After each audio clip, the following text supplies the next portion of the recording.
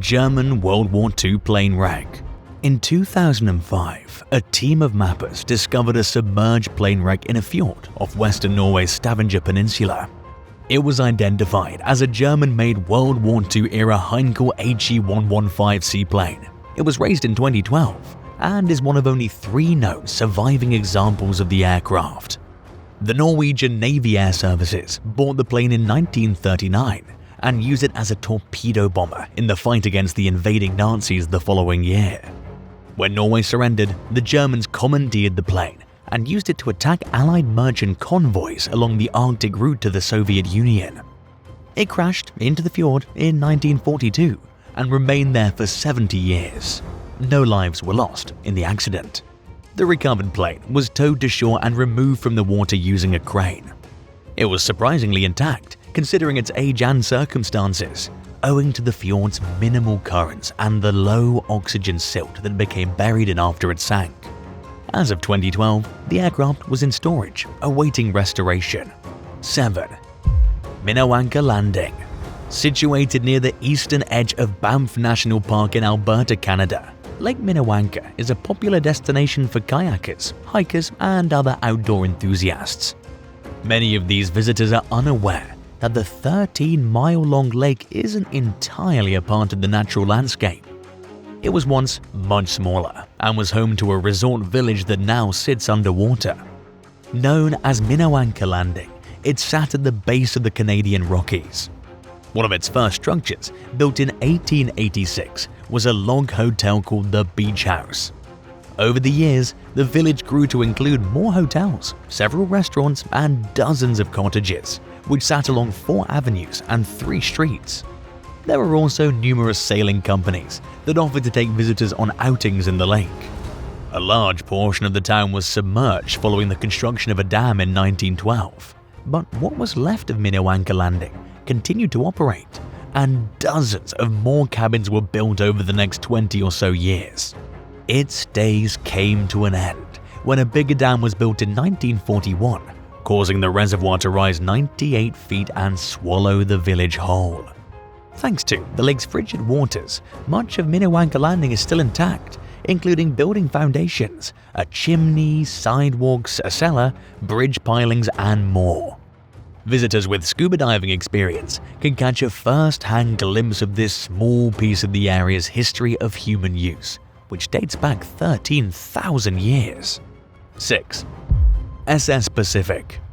Built in New York in 1850, the 223-foot-long wooden sidewheel steamer SS Pacific entered service at the height of the California Gold Rush.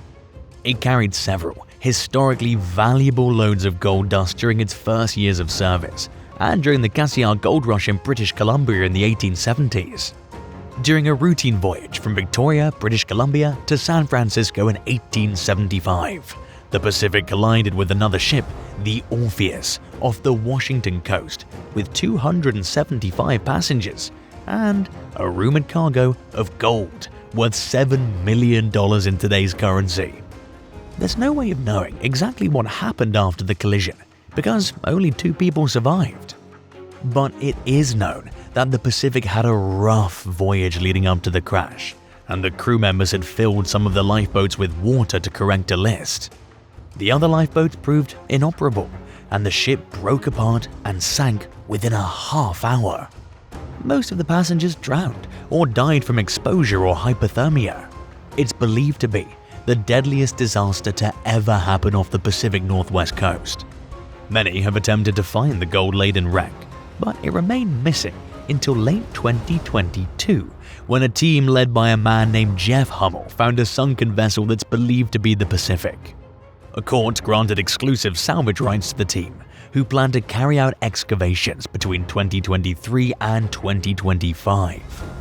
Their findings will hopefully confirm the wreck's identity as the Pacific, and that it was carrying a large amount of gold. 5. A lost temple.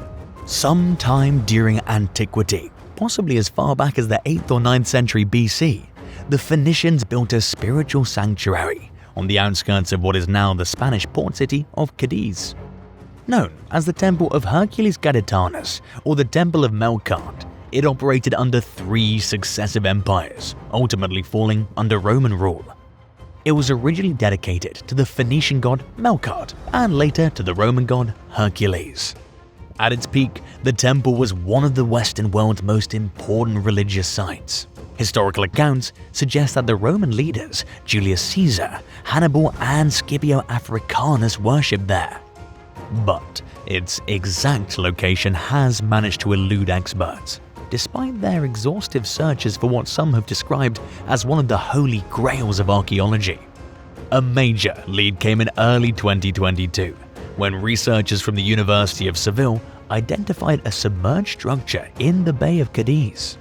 Measuring 984 feet long and 492 feet wide, it sits in a shallow channel and is visible at low tide.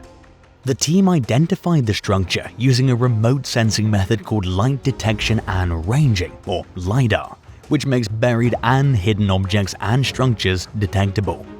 Further investigation will be required to confirm its identity, but its location, dimensions, and other identifiable details make it a good candidate for possibly being the Temple of Melkart. Some experts have criticized the findings and aren't convinced that the temple has been found. Studying the site will be challenging, but the team said that it plans to further investigate in hopes of being able to identify the structure. Do you think that this is the true temple of Hercules Gaditanus? Tell us in the comments below and hit that subscribe button while you're at it. 4. HMS Endeavor. Better known as Captain Cook, James Cook was a British explorer, mapmaker, and naval officer who commanded 3 historic voyages during the late 18th century. Cook carried out his first voyage of discovery from 1768 to 1771 aboard a 100-foot-long research vessel called the HMS Endeavor. He became the second European to reach New Zealand and the first to make contact with Australia's eastern coast. The journey continued westward from there, passing through the Dutch East Indies in what is now Indonesia and rounding Africa's Cape of Good Hope before sailing back to England. After the nearly 3-year voyage ended, the Endeavour spent a few years transporting troops back and forth to the Falklands Islands before being sold into private hands as a timber ship. It was called back into service during the American Revolution and was scuttled off Rhode Island in 1778. Despite being one of naval history's most famous ships, the Endeavour's location has remained elusive for the past 250 years. A team of researchers and explorers found a wooden shipwreck in Newport Harbor that they believe may be the Endeavour in 2019 after decades of searching. In 2022, experts from the Australian National Maritime Museum announced that the wreck's identity had been confirmed. But the discovery's lead investigator, Kathy Abbas of the Rhode Island Marine Archaeology Project, accused the Australians of jumping the gun with their conclusions. She also accused them of breaching a clause in the contract between the museum and her organization regarding the sharing of information with the public. Abbas said that there is no indisputable evidence to prove that the wreck is the Endeavour, especially since numerous other ships were sunk in the harbor during the same time period. The jury is officially still out while researchers look for clues that could identify the ship, but their time to do so may be limited. In addition to all the wear and tear you could expect a ship to go through from sitting underwater for centuries, it's being eaten by shipworms, which could dramatically speed up its decay. 3. A medieval shipwreck. During a project to map the 140 square mile lakebed of Norway's largest lake, Mjøsa, researchers located what appears to be a medieval shipwreck dating as far back as 700 years. They made the initial discovery using sonar technology and subsequently captured photos of the wreck using a remotely operated vehicle. Sitting at a depth of 1,350 feet, the 33-foot wreck is surprisingly intact.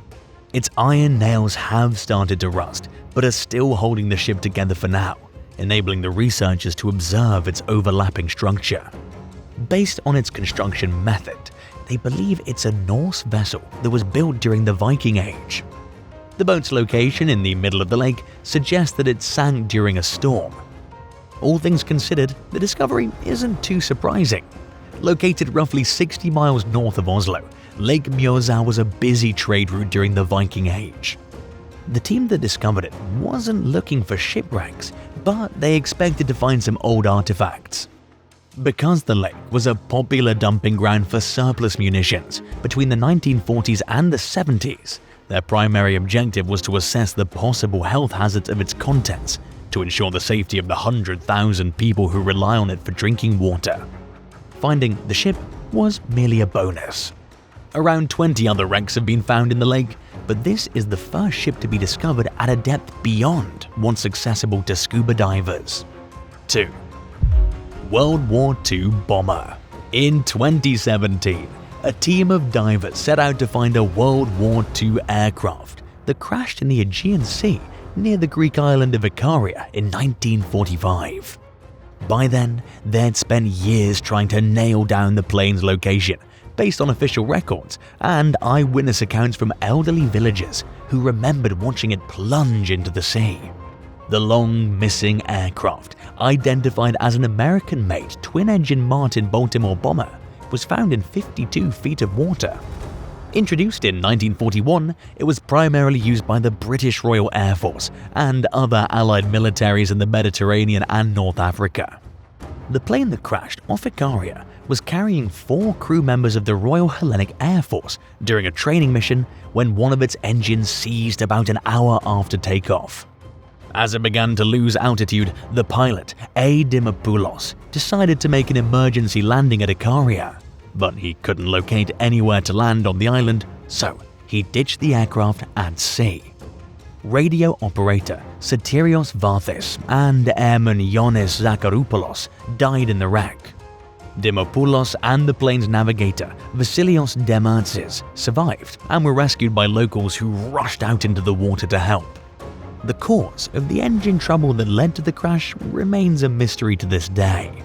Only 1,575 Martin Baltimores were ever made, and there are no surviving intact examples of the aircraft, earning it the nickname of the Forgotten Bomber.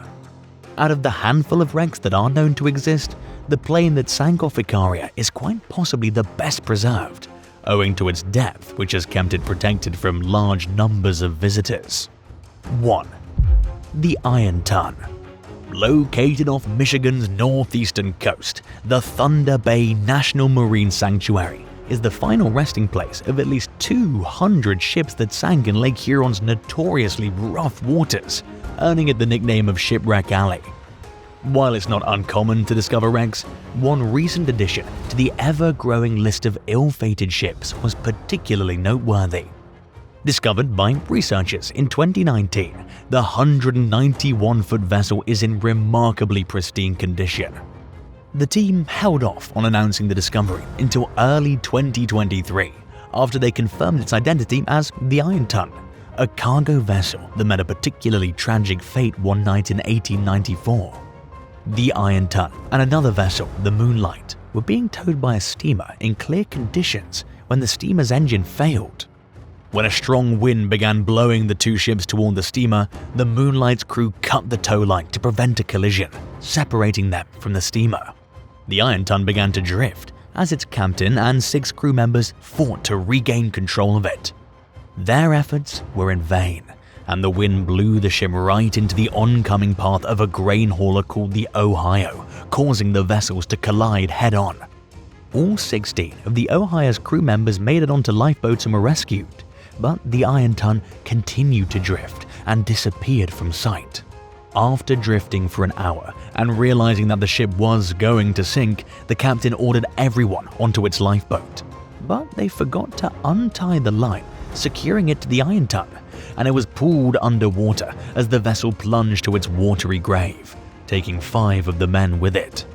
2 crew members managed to surface and clung desperately to debris for the next several hours until a passing ship rescued them. The Ironton's discovery came 2 years after an expedition team located the Ohio at a depth of roughly 300 feet. They hoped that finding the Ohio would help lead them to the Ironton, but its location remained a mystery until the NOAA teamed up with world-renowned underwater mapping experts from the Ocean Exploration Trust. Thanks for watching. Which one of these discoveries was your favorite? Tell us in the comments below and don't forget to subscribe. See you next time. Bye.